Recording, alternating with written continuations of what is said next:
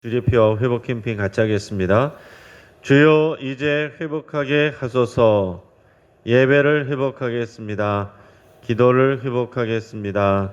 사랑을 회복하겠습니다. 가정을 회복하겠습니다. 사명을 회복하겠습니다. 아멘. 우리 묵상 말씀 에베소서 4장 32절 우리 세 번 같이 하겠습니다. 자, 시작. 서로 친절하게 하며 불쌍히 여기며 서로 용서하기를 하나님이 그리스도 안에서 너희를 용서하신과 같이 하라. 서로 친절하게 하며 불쌍히 여기며 서로 용서하기를 하나님이 그리스도 안에서 너희를 용서하심과 같이 하라. 서로 친절하게 하며 불쌍히 여기며 서로 용서하기를 하나님이 그리스도 안에서 너희를 용서하심과 같이 하라. 아멘. 하나님께서 오늘 우리에게 주시는 말씀은 사사기 2장 11절에서 23절까지의 말씀입니다. 자, 오늘 본문을 통해서 악순환을 끊으라 라는 제목으로 말씀의 은혜를 같이 나누겠습니다. 자, 우리가 오늘 읽은 본문은 사사기의 전체 구조를 설명하고 있다라고 할 수가 있습니다. 반복되는 악순환을 보여주는 것입니다. 사사기는 악순환이 반복됩니다.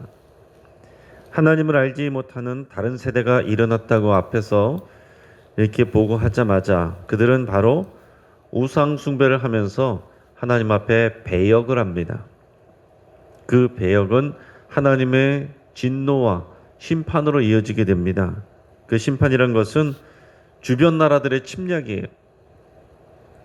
이스라엘 백성이 그러면 고통 속에서 하나님 앞에 부르짖습니다.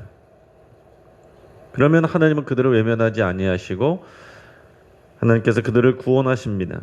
근데 그 구원은 하나님이 보내시는 사사를 통해서 이루어졌습니다. 그리고 그 사사가 다스리는 동안은 이스라엘이 평안함을 누립니다. 그런데 그 영적인 지도자인 사사가 죽고 나면 이스라엘 백성은 다시 돌이켜서 우상 숭배를 하면서 다시 그 악순환을 시작합니다. 이것이 사사기에 반복되는 내용입니다. 여러분, 이 사사는 어떤 사람이겠습니까? 사사는 영어로 하면은 저지인데요. 문자적인 뜻으로 보면은 재판관입니다. 이 사사는 이스라엘 백성의 문제들을 재판하는 사람이다, 이렇게 말할 수 있는데 실제적으로는 그들의 구원자이고 또 그들의 지도자입니다. 그런데 하나님은 이스라엘 백성이 어려울 때 이 사사를 보내셨지 왕을 세우신 것이 아닙니다. 왜냐하면 하나님이 이 이스라엘 백성의 유일한 왕이시기 때문이고 하나님이 왕으로서 이 나라를 다스리기를 원하시기 때문에 그런 것입니다. 자, 그러니까 사사를 주셨다라는 것은 무슨 의미가 있는 거냐면 하나님께서 왕을 세우시지 않고 그때마다 이스라엘을 구원하고 지도할 수 있는 그런 하나님의 일꾼을 보내신 거다라는 내용입니다. 그러니까 하나님이 왕으로 통치하시고 하나님이 다스리시는 그 하나님의 나라를 세우시겠다 하는 것이 하나님의 분명한 의지이다라는 얘기입니다. 자, 그러면 왜 가나안 땅일까? 여러분, 이것을 곰곰이 생각해 보시기 바랍니다. 왜 가나안 땅을 하나님께서 굳이 이스라엘 백성들에게 이 고생을 시키면서 데려와서 또 그냥 차지하는 것도 아니고 정복 전쟁을 통해서 차지하게 하시는 것일까? 여러분, 하나님은 아브라함과 이삭과 야곱에게 약속의 땅을 주시면서 이 이스라엘 백성들에게 젖과 꿀이 흐르는 땅으로 인도한다고 약속을 하셨습니다. 젖과 꿀이 흐르는 땅이라 그러면 비옥하고 풍요로운 땅을 우리가 생각하게 되는데, 근데 여러분, 진짜 비옥하고 풍요로운 땅은요, 이집트의 그 나일강 삼각주 그 유역이에요. 이스라엘 백성들이 탈출해서 나온 그 지역이 정말로 비옥하고 풍요로운 땅이다라는 얘기입니다. 실제적으로 가나안 지역은 물이 많이 부족하고 척박한 땅입니다.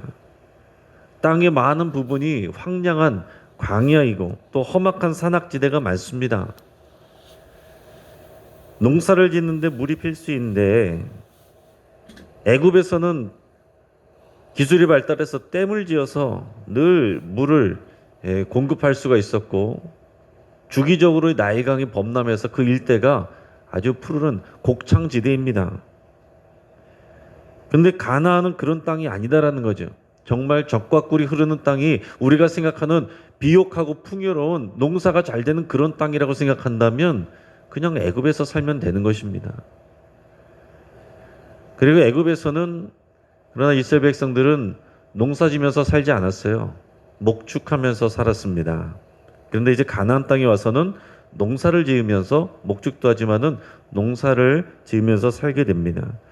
가나안 땅은 1년에 2차례 이른 비와 늦은 비가 내리는 땅이에요. 그래서 하나님이 비를 내려주시지 아니하면 그 준비해서 이렇게 할 수 있는 그런 땅이 아닙니다. 여러분 인간적으로 볼 때 어디가 비옥하고 풍요롭고 살기 좋은 땅이겠어요? 애굽 땅이 그런 거예요. 그러니까 우리는 생각을 잘 하셔야 됩니다.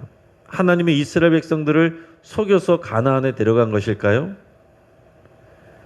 우리가 생각하는 것처럼 많은 수확과 풍성한 결실 이것을 위해서 하나님께서 그 비옥한 땅으로 데려가셨다 이렇게 생각하면 오해하게 되는 것입니다. 사사기에 이런 백성들이 이렇게 계속 악순환을 도는 것처럼 엉뚱한 길로 간다는 얘기예요.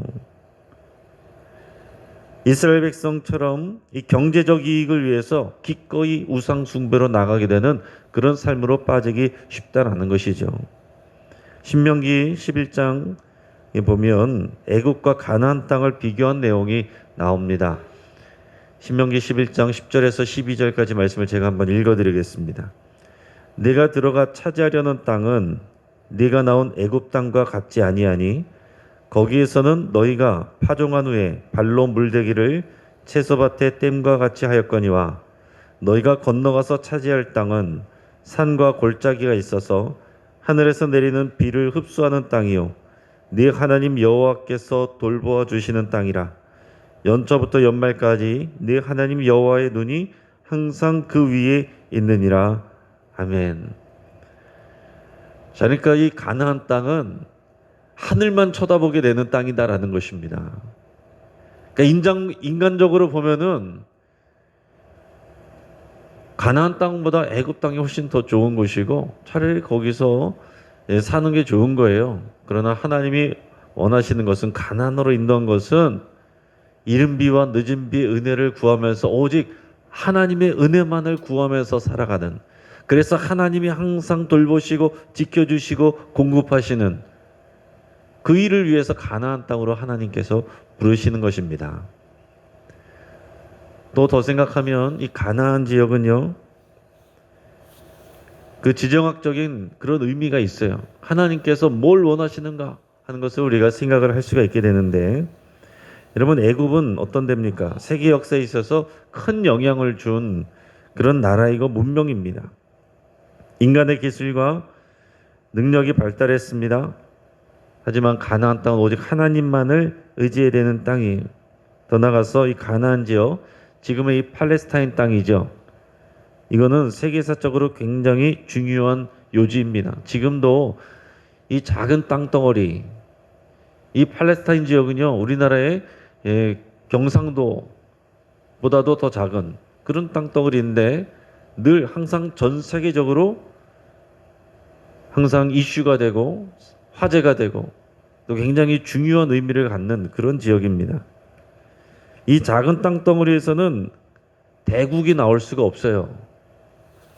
하나님은 이스라엘을 통해서 큰 나라를 만들려고 하신 게 아닙니다. 그런데 팔레스타인 지역을 중심으로 해서 세계사적으로 큰 영향을 미친 네 나라의 문명이 충돌하는 곳입니다.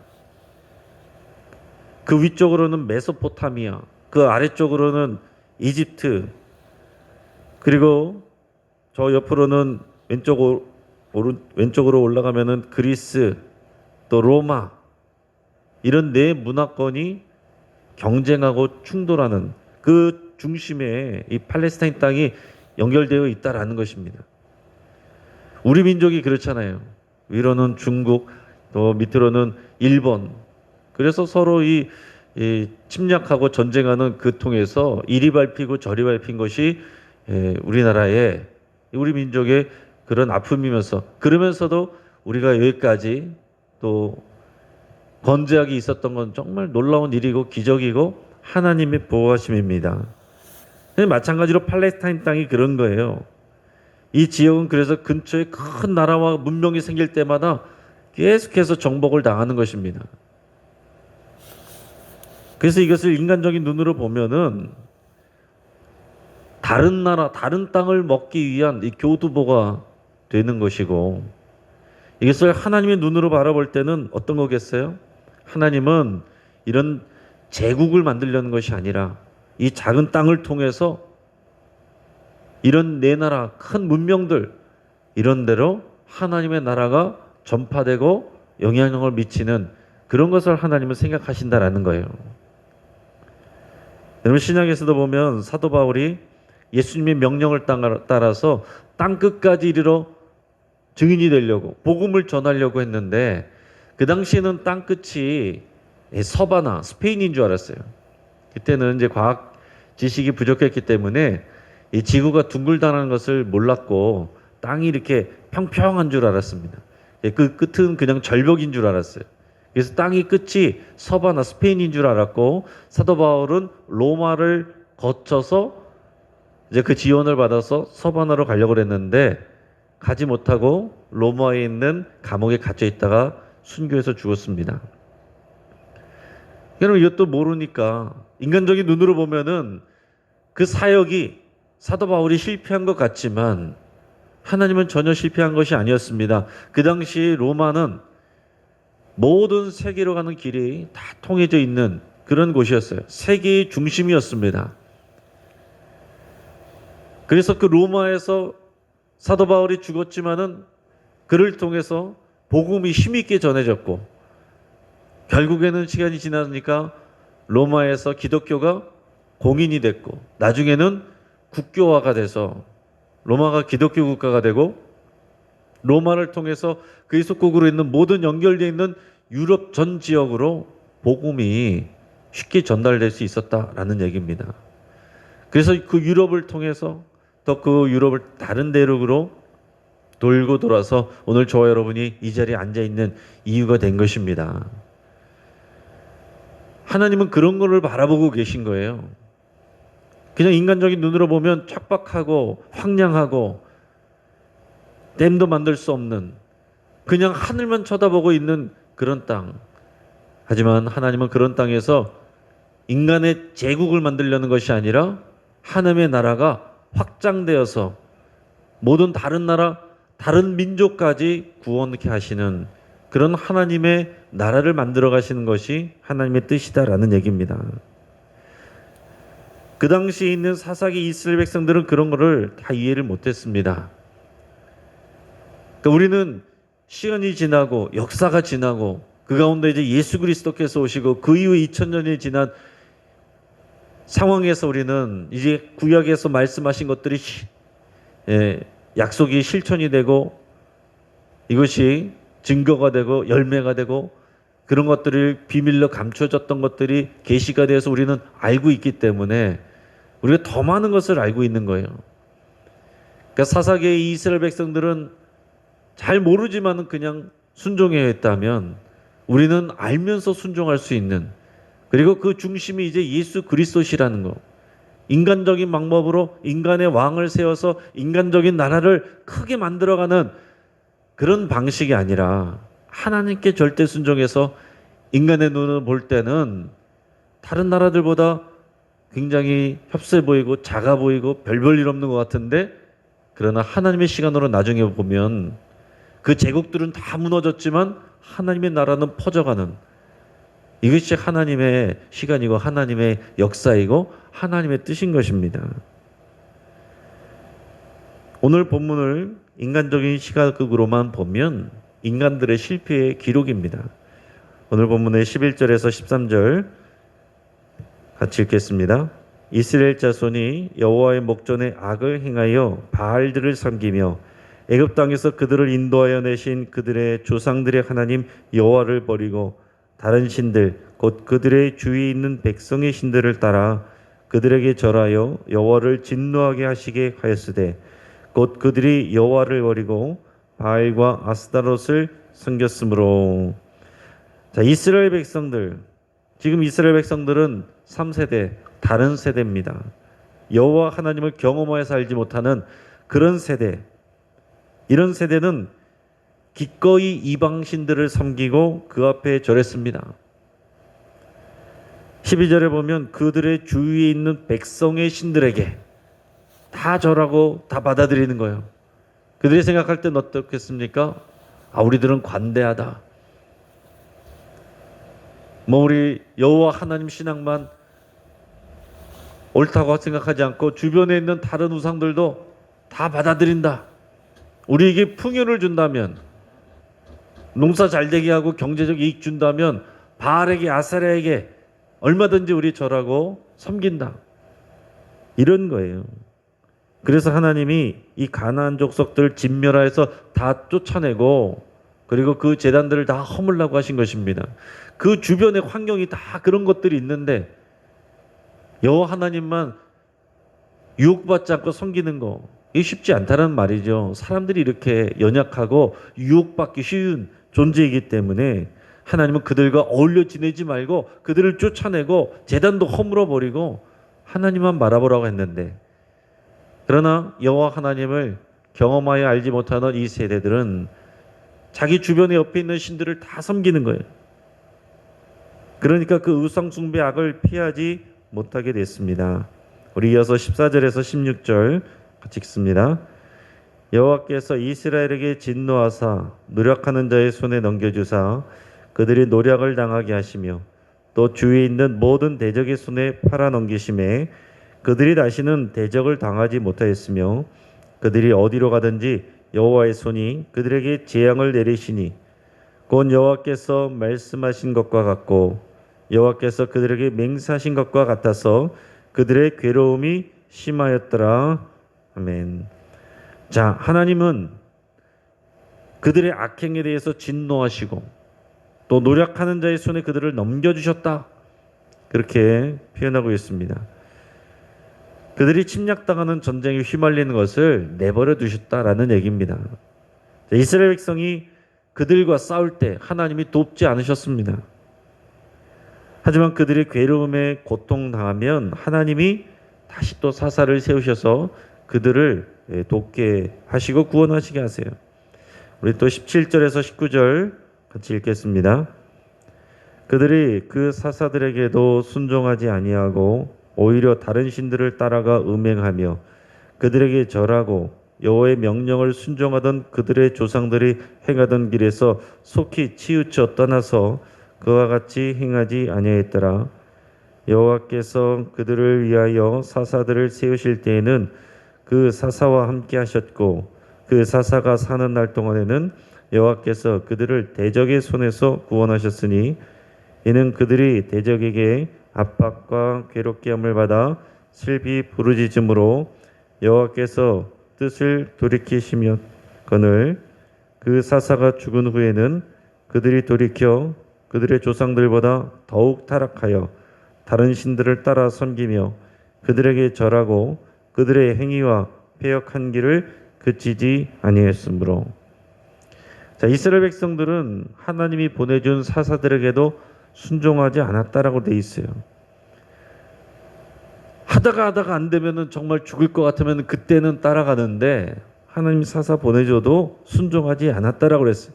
그러면서 오히려 반항하듯이 보란듯이 우상들을 섬기며 영적으로 또 성적으로 음란을 행했습니다. 그들은 악으로 달려가는 일에 속히 행하였다라고 했습니다. 조상들이 오랜 시간 동안 쌓아놨던 이 신앙의 일들을 여호와 하나님을 알지 못하는 다른 세대가 무너뜨리는 일은 아주 빠르고 신속하다. 짧은 시간이면 충분하다라는 것입니다. 쌓아 올리는 데는 오랜 시간이 걸리지만 무너지는 것은 한순간이다라는 거예요. 사사가 있을 동안에는 신앙적으로 회복하는 것 같았다가 사사가 죽고 나면은 다시 돌이켜서 오히려 그들의 조상들이 했던 것보다 더욱 악하게 타락하기를 반복을 하고 있는 것입니다. 그래서 이 본문을 읽으면 이 인간의 모습들만 보면 희망이 없어 보입니다. 하지만 우리가 하나님이 하시는 일들을 바라보면 여기에 소망이 있는 거예요. 자, 하나님께서 여러분 우리 성질 같았으면은 다시 또 보내겠습니까? 몇 번을 보냈는데 또 배신하고 또 배신하고 더 배신하고 그럼 이제 안 보내죠. 부르짖어도 이제는 나는 모른다 그러고 버려버리죠. 그런데 하나님께서는 속는 걸 알면서도 그렇게 될 걸 뻔히 알면서도 또 구원하시고 또 보내시고 그 일을 반복하시는 것입니다. 하나님 왜 그러실까요? 왜 바보같이 그러실까요? 이게 하나님의 열심이에요. 하나님이 포기하지 않으시는 것입니다. 자, 하나님께서 이스라엘 백성이 우상 숭배할 때 진노하시고 심판하시는 것도 하나님의 열심이에요. 그리고 그들이 회개하고 부르짖을 때 사사를 보내주시는 것도 이것도 하나님의 열심입니다. 또 사사를 통해서 승리를 주시고 평화를 주시는 것도 하나님의 열심이에요. 근데 그러고 나서도 그들이 또다시 배신하고 그 악으로 달려가고 우상 숭배하는데도 불구하고 포기하지 않고 그들에게 똑같은 일을 반복하시는 이 순환을 하나님이 참아내시는 것도 하나님의 열심입니다. 하나님의 그 열심, 하나님의 성품, 하나님의 비전, 여기에 소망이 있는 것이지 사람의 수준에 소망과 희망이 있는 것이 아닙니다. 그래서 우리가 사람이 하는 일들을 바라볼 때는 이것은 실패의 기록이지만 하나님이 계속해서 하시는 일들을 바라볼 때는 이것은 실패하지 아니하시고 포기하지 아니하시는 하나님의 승리의 역사다라고 할 수가 있다라는 얘기입니다. 우리에게 역사하시는 하나님을 바라볼 때도 마찬가지입니다. 우리 자신의 수준은 넘어지고 또 넘어지고 그렇지만 하나님께서는 실망하지 아니하시고 또 우리를 용서하시고 또 도와주시고 또 힘을 주시고 다시 속아주시는 것이 우리 하나님이세요. 여러분 이 세상이 평안해지면 사람들의 관심은 지금도 마찬가지입니다. 다 경제 문제예요. 풍요롭기를 원하고 번영하기를 원하고 그것이 하나님을 섬기는 것보다 더 위에 있으면 쉽게 우상으로 가게 되는 것입니다. 돈이 되고 부유함을 누리기 위해서는 우상 숭배를 마다하지 않는 거예요. 하나님이 말씀하신 것은 뭐냐? 젖과 꿀이 흐르는 땅을 보내준다는 것은 그 풍요와 그 경제적인 부유함이 너희 기준이 되는 게 아니다라는 거예요. 오직 유일하신 여호와 하나님을 내 뜻과 힘과 성품을 다하여서 사랑하는 거. 너희가 먼저 그것을 사랑하고 네 자녀에게 그것을 부지런히 가르치는 거. 그러면 내가 너희에게 복을 주고 너희를 지켜준다. 그 복을 위해서 이신저신 따라다니는 것이 아니라 하나님을 사랑하면 하나님이 복 주신다. 그러나 그 하나님을 배신하면 저주가 따라온다. 이게 하나님이 하신 가르쳐 주신 말씀입니다. 지금 이 시대에도 경제적 이 부요 이것을 위해서 우상 숭배를 마다하지 않고 다양한 우상 숭배가 자유라고 지금 가르치고 말하고 있습니다. 이런 영적으로 방탕하고 혼란한 것을 영적인 자유라고 그것이 지식인이고 그것이 교양이라고 말을 하고 있습니다. 지금 온 세계가 이 사사기 시대의 모습으로 나가고 있다라고 할 수가 있습니다. 어제 다니엘 기도에 강사로 나왔던 그 류용렬 목사님, 미국 워싱턴 중학교의 지금 담임 목사님인데 그분이 거기에서 있었던 일들을 이제 보여줬습니다. 영상으로 보여줄 때 이 미국에서 이번에 미국 바이든 대통령 취임할 때 있었던 그 기도하는 모습을 보여줬어요. 보신 분들은 아실 겁니다. 미국은 청교도가 신앙의 자유를 찾아서 와서 세워진 나라가 미국입니다. 그래서 미국은 대통령이 취임할 때마다 목사님이 나와서 성경에 그 대통령이 손을 얹고 얹게 하고 기도해 주면서 그 직무가 시작되는 것이 미국의 전통이었어요. 근데 이번 바이든 대통령이 취임할 때 기도했던 목사님이 감리계 목사님인데 신부 한 명, 목사님 한 명 이렇게 했는데 그 목사님이 마지막 기도의 마무리를 아주 멋있는 기도의 문장으로 기도를 다 하고 나서 뭐라고 기도해야 됩니까? In the name of Jesus 이렇게 돼요. 예수님의 이름으로 아멘 이렇게 됩니다. 근데 이분이 이렇게 기도하더라고요. In the strong name of our collective faith, 아멘. 이 무슨 말입니까? 쉽게 말해서 다양한 신앙들, 여러 종교들과 신앙들과 여러 신들의 강력한 이름으로 기도합니다. 아멘. 이렇게 기도를 마무리한 거예요. 그 앞에 아무리 멋있는 화려한 문장으로 기도했어도 예수님의 이름으로 기도하지 않는 것입니다. 감리교 목사가. 지금 이게 지금 미국의 모습이다라는 거예요. 저도 충격을 받았습니다. 그렇게까지 그런 줄 몰랐어요. 그 공식적인 자리에서 전 백성들이 모든 사람들이 보는 그런 자리에서 목사님이 나와가지고 예수님의 이름으로 기도하는 것을 부끄러워하고 모든 종교의 이름으로 모든 신들의 이름으로 기도합니다. 어떻게 이런 일이 지금 일어나고 있는가? 곧 이런 일들은 미국에서 일어난 일들은 거의 내일의 우리 교회의 모습이고 한국에 다 밀려올 그런 바람이고 파도입니다. 여러분이 미국 대통령이 취임할 때 목사가 나와서 이렇게 하는데 얼마나 지식인들이 앞으로 한국 교회에 이런 편협함을 버리라. 예수님의 이름만 고집하지 마라. 이런 내용들이 얼마나 밀려오겠어요. 여러분 우리 깨어 있어야 되고 준비하고 있어야 됩니다. 이 앞으로 계속해서 사사기적인 이런 상황으로 더 심해져 가는 이런 상황 가운데 있는 거예요. 이 사사기의 내용이 단지 수천 년 전에 남의 나라 이야기가 아니라 지금 오늘을 살아가는 우리의 삶이다라는 얘기입니다. 사사기 악순환이 지금 되풀이되고 있는 상황 가운데서 하나님이 원하시는 것은 우리 부모 세대가 오직 하나님, 여호와 하나님을 믿는 분명한 신앙의 고백 위에서 살아가기를 원하시고 순종하는 백성이 되기를 원하시고 그것을 자녀에게 물려줘서 하나님을 섬기는 거룩한 나라 되기를 원하시는 것입니다. 여러분 이 악순환의 고리를 끊는 그 믿음의 사람이 나와야 되는 것이고 바로 저와 여러분이 그 악순환의 고리를 끊는 그런 믿음의 검이 되기를 주의 이름으로 축복합니다. 같이 한번 기도하겠습니다. 말씀을 붙잡고 함께 기도할 때에 우리의 주인이 여호와이심을 오직 여호와이심을 여러분 같이 고백하겠습니다. 돈과 성공, 명예와 자녀 이것이 우리 우상 되지 않기를 여러분 결단하고 기도할 수 있기를 바랍니다. 우리가 똑같이 기도해도 우선순위가 정확해야 됩니다.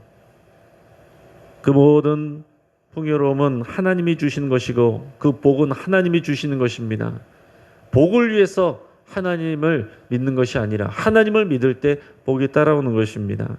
우리가 이 시대에 사사가 되게 하시고 또 악순환의 고리를 끊는 믿음의 검이 되기를 여러분 결단할 수 있길 바랍니다.